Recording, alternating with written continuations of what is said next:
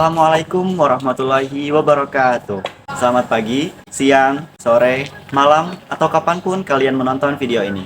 Pernahkah kalian mendengar kata VOC ketika kalian belajar sejarah? Apakah kalian mengerti apakah VOC itu? Jika kalian belum mengetahuinya, maka saat ini kalian sedang berada dalam video yang tepat. Karena dalam video ini, saya dan beberapa rekan lainnya akan menjelaskan apa itu VOC.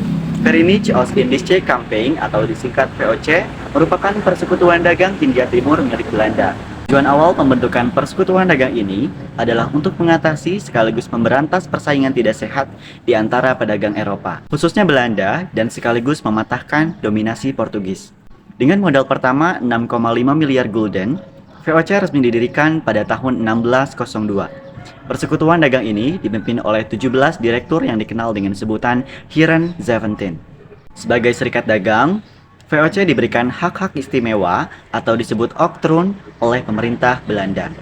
Hak tersebut yaitu meliputi untuk mendapatkan hak monopoli perdagangan, berhak mengadakan atau memutuskan perjanjian-perjanjian dengan raja-raja setempat, berhak mempunyai angkatan perang sendiri, berhak mengumumkan perang dan perdamaian, berhak mengangkat pegawai-pegawai yang dibutuhkan, dan berhak untuk mencetak mata uang sendiri.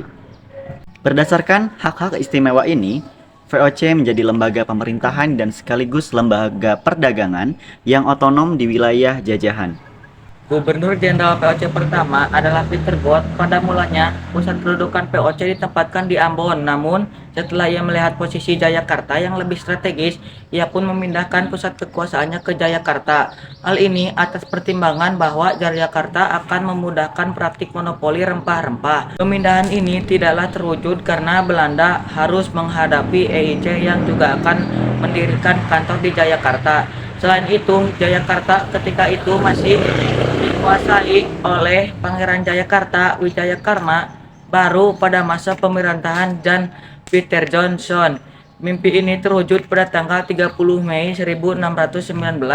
VOC di bawah komando langsung darinya menggempur Jayakarta. Kemenangan pun berpihak pada VOC dan selanjutnya nama Jayakarta diubah menjadi Batavia.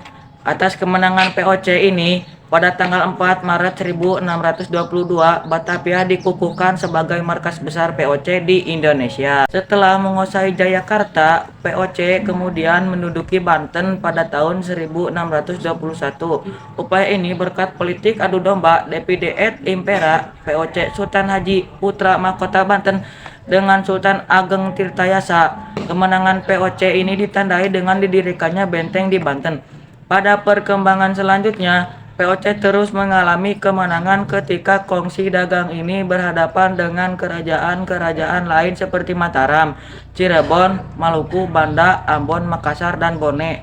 Dengan rentetan kemenangan ini, VOC leluasa menjalankan monopoli perdagangannya. Menjelang abad ke-18, Eurovia VOC diambang kehancuran perlahan-lahan. VOC mengalami kebangkrutan karena menumpuknya utang-utang dan korupsi yang merajalela. Berbagai upaya telah dilakukan untuk menyelamatkan VOC ini. Seperti halnya diberlakukannya Fair Pledge Leverantis atau penyerahan wajib Pre-Engerstelsel yang dimaksudkan untuk mengisi kas VOC yang kosong. Namun, ternyata upaya ini tidak berjalan semestinya. Keadaan inilah diperparah dengan adanya niat Inggris untuk menyerang Belanda di Indonesia. Kondisi ini memaksa pemerintah Belanda untuk membubarkan VOC pada tanggal 21 Desember 1799. Sejak itu, Indonesia berada di bawah kekuasaan Republik Bataaf atau pemerintah Belanda setelah jatuh ke tangan Perancis. Perlu kalian ketahui, pada tahun 1795 di Eropa, Napoleon Bonaparte berhasil menguasai negeri Belanda dan pada tahun 1806 menunjuk adiknya Louis Napoleon menjadi Raja Belanda. Akibatnya, Indonesia berada di bawah kekuasaan orang-orang Belanda yang tunduk pada Perancis.